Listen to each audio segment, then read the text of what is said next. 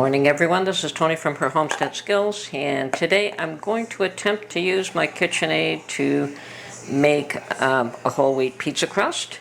It gave me a little bit of grief last time, so I don't know if my machine is still working, but this is not a heavy dough, and it was giving me trouble cranking around. It's fine when there's nothing there, but when there's some pressure against the wheel, it was not working. Anyway, starting off with 1.5 cups of warm water, 1 tablespoon of white sugar. Now, of course, you can use honey or something else if you want as well. Now we're going to stir that in. And then I'm going to add 1 tablespoon of active dry yeast, which I picked up at Costco, and it's not a bad price. You get a pretty sizable bag of this for I think $7 or something was the last price I saw, and it lasts a fair amount of time. Okay, so we're going to let that sit now and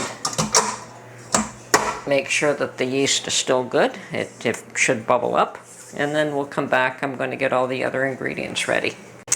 Okay, my yeast has all turned bubbly, so the next 2 ingredients we're going to add is 1 tablespoon of salt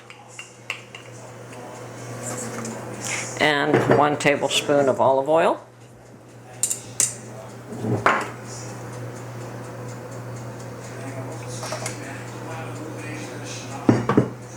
And then we're going to mix this up, and hopefully my machine won't die on me. So far so good.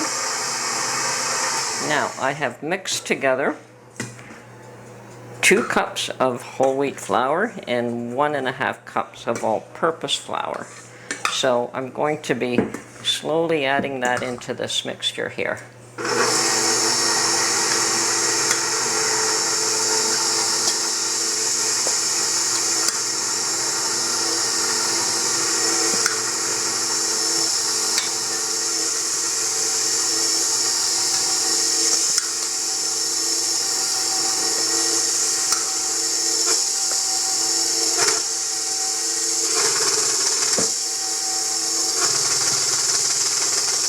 Unfortunately, it looks like the machine is wanting to bind.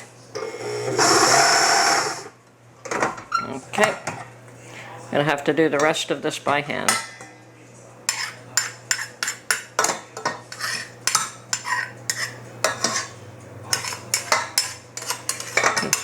Perhaps it's time for a new machine, or I don't know if I can get this one repaired.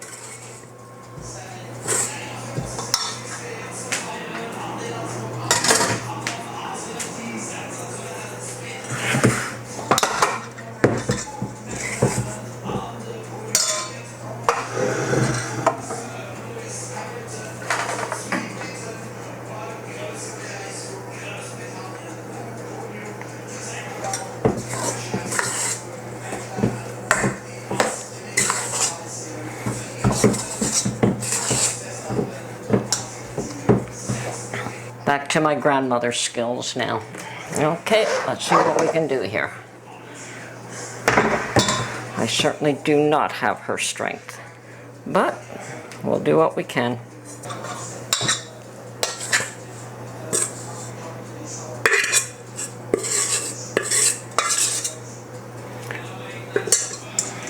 Would have been nice to use the machine to knead this, but unfortunately that's not going to happen.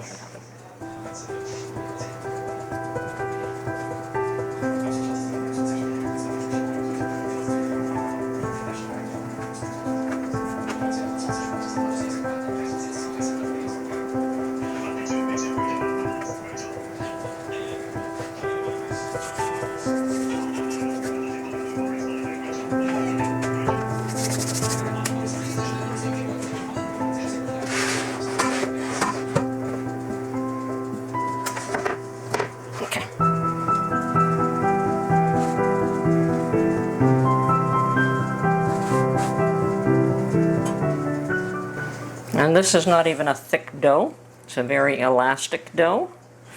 But luckily for me, I rely on that mixer far too much. Okay, mixer still is dying, Mark. Yeah, okay. And this isn't even a heavy dough. Now, did you look at the shaft on the front to see if it was turning when the thing was messing up? No, but we can put it back in, and if you want to do that, the bowl is still there, and we could try that. Okay.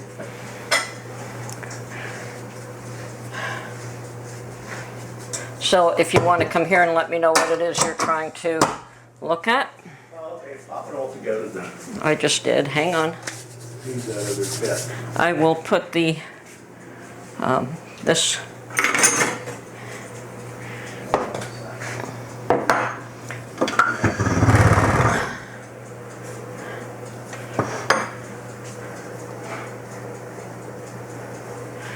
Okay, are you ready?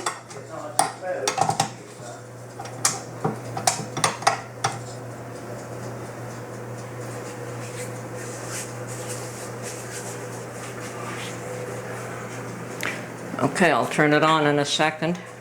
Raise it up.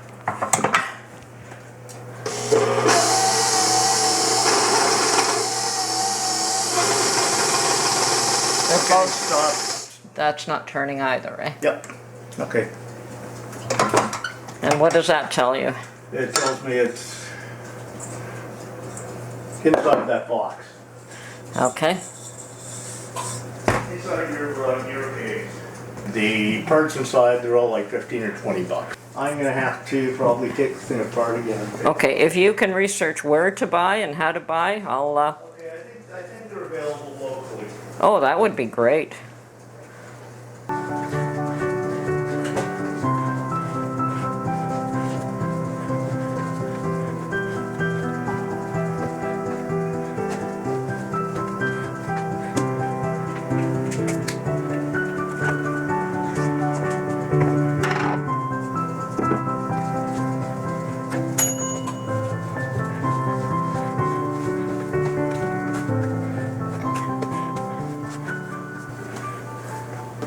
Okay, this is ready to be put in a plastic bag and refrigerated overnight.